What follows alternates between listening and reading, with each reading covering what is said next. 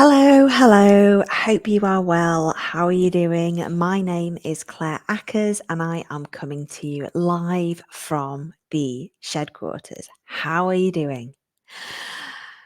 Things are progressing nicely here in Sunnybank Mills. You can see, to my left, but to your right, we have the shed quarters. It is in situ now. I have had my first two coaching sessions inside the shed quarters this morning, and they were a resounding success. I was a little bit worried because it's not quite as polished as I would ideally like around here. However, the two clients I had in there this morning, I have known for yonks, and I would trust them to be entirely honest. And the space works amazingly. I'm really happy with the setup in there. So one thing I've decided to do is offer some light bulb sessions if you fancy coming and trying out the coaching space inside the shed quarters. And I wonder if I can show you without breaking the connection. Let me just see. Can you see that? You can see my armchair in there, so it's looking a little bit cozy. We do have lights, but they're not on at the moment. So if you fancy booking a one-off session with me, you are very welcome to do so. Just drop me a message if you fancy coming and trying out the shed quarters. So what I want to talk about today, and I've managed to get the camera a bit wonky, so bear with me 2 secs. What have I done here? This is the problem. When you mess with the tech, it all goes wrong.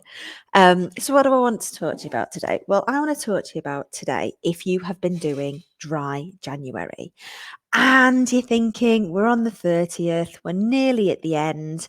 That was a nice experiment, but thank God I can have a massive drink again on the 1st of February. And if that's you, and if it's been really hard, you've kind of enjoyed it, but you're thinking, I'm not sure this sober thing's for me, I just want to offer another opinion. And don't worry, I'm not going to preach at you. But in May, I will be 4 years sober. And honestly, hand on heart, making that decision for myself has changed my life. And I just want to share a bit of insight into that. So if this just lands with the one person who needed to hear it today, I will consider that my work is done. So I share this story a lot, so forgive me if you've heard it before, but I love wine. I love gin. I love drinking.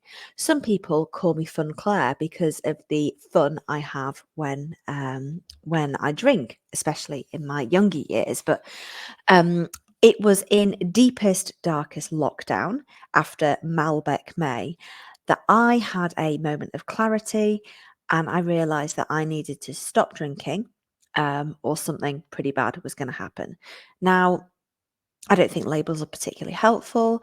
I don't consider that I am an alcoholic. However, I knew that the anxiety was getting really bad. The sleepless nights were getting really bad. And I was just unable to cope with this thing called life, which was pretty tough, right? In lockdown, wasn't it? So in this moment of clarity, I chose to stop drinking. And honestly, it was really hard because all the feelings, all the stuff that I had suppressed throughout my life, it came up and suddenly there was nowhere to hide and I had to deal with it. So that was rough. I'm not going to lie to you. But what did happen is, God, this is going to sound really cheesy and I wasn't going to say this, but honestly, the honest truth is what happened was I fell in love with myself. And I don't say that lightly. For me, I spent years and years and years using alcohol as a way of being more fun, as a way of numbing and distracting myself. So I didn't need to deal with the stuff. And it was kind of piling up and piling up and piling up. And anytime something got tough, I had a glass of wine.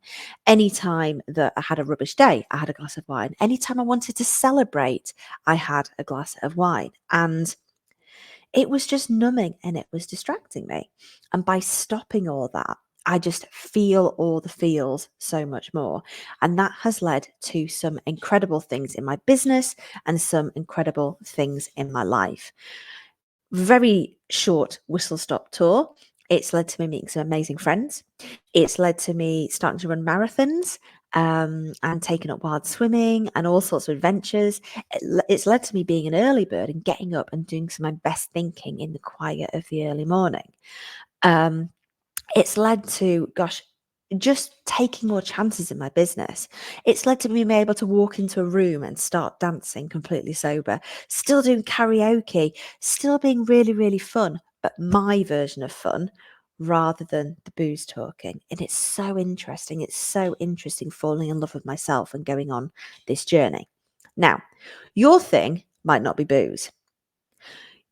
The thing that you use to numb and distract yourself from feeling all the feelings and sitting with those uncomfortable feelings might be shopping, it might be chocolate, it might be sleeping with unsuitable people, whatever it is.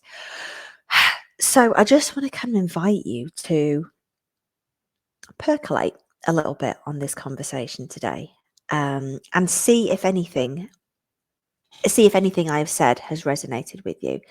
Because for me, when I stopped running away from my stuff, when I stopped numbing and distracting myself, and when I really took a good hard look in the mirror and started to deal with these things, that's when the magic started to happen and the changes started to happen in my business.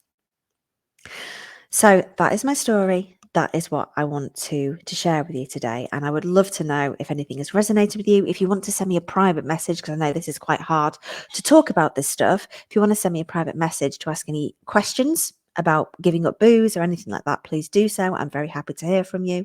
Thank you for being here, and I will see you very soon.